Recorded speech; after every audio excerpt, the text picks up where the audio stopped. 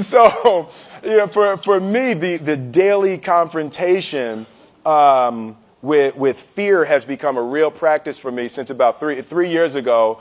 I went skydiving in Dubai, right? And skydiving is a really interesting confront with fear, right? So I gotta stand up. I'm sorry, I gotta stand up. All right. So all your friends, what happens? You go out. I dropped my thing. So what happens is you go out the night before and you take a drink with your friends, and somebody says, "Yeah, we should go skydiving tomorrow." And you go, "Yeah, we'll go skydiving tomorrow." "Yeah, yeah." And you go, "Yeah." And everybody goes, "Yeah." Right? And you go home by yourself. You're like, Right? And you're like, well, I mean, they was drunk too. Right? So maybe they not, maybe, I mean, we don't have to go. We don't have to do it.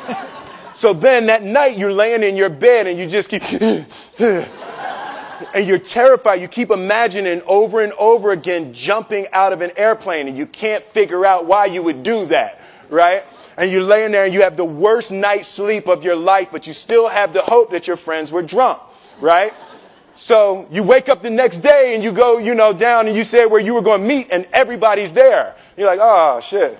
All right, cool.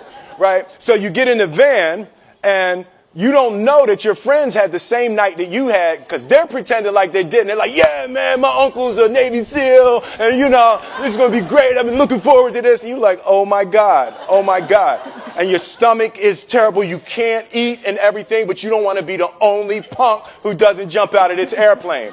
So you get there and then you have this safety brief. And you're standing there, and the guys will tell you, well, if the chute doesn't open, what's going to happen is well, why the hell, what could happen?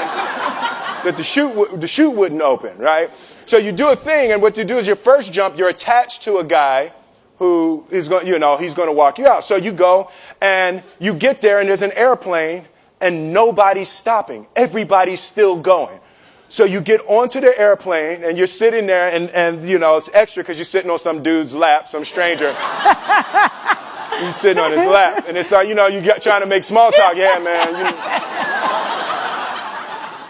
So you be jumping with people all the time, huh? Right? So, and then you just want to make sure, you got kids, right? You got people you need to see, right? You just want to make sure he's serious, right? So you get in there. So everything's normal. So you fly and you go up to 14,000 feet, and you notice there's a light. It's red. And it's yellow and green, right? So right now the light's red. So then you start thinking at some point the light's going to go green, but you don't know what's going to happen, right? And you wait and it goes yellow and the light goes green and somebody opens the door. And in that moment you realize you've never been in a freaking airplane with the door open.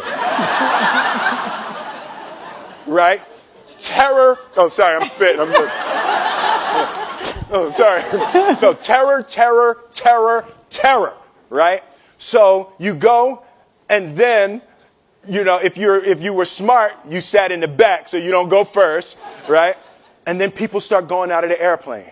And you go, and the guy walks you up to the end of the thing, and you're standing, and your toes are on the edge, and you're looking out down to death. And they say, on 3. And they say, 1, 2, and he pushes you on 2 because people grab on 3, right? Right? And you go, and you fall out of the airplane, and in 1 second, you realize that it's the most blissful experience of your life. You're flying, right? It doesn't feel like falling, right? It's like you actually are kind of held a little bit by the wind, and then you start falling, and there's zero fear. You realize that the point of maximum danger is the point of minimum fear. It's bliss. It's bliss. And you're flying. Right? And you're doing that. And then 20 seconds, 25 seconds, 40 seconds. And you have enough time to just kind of be like, oh, shit, that's that building. I saw like that one. Oh, you can see the ocean. right? You start doing all of that. And the lesson for me was, why were you scared in your bed the night before? What do you need that fear for? Just don't go. Why are you scared in your bed 16 hours before you jump? Why are you scared in the car? Why could you not enjoy breakfast? What did you need that? The fear is fear of what? You're nowhere even near the airplane. Everything up to the stepping out, there's actually no reason to be scared. It only just ruins your day. You don't have to jump.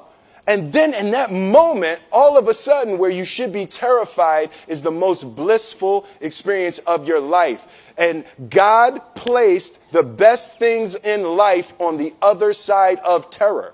On the other side of your maximum fear are all of the best things in life. You know? Mm-hmm. So that was sorry. So that was good. That was my experience with skydiving and fear. All right.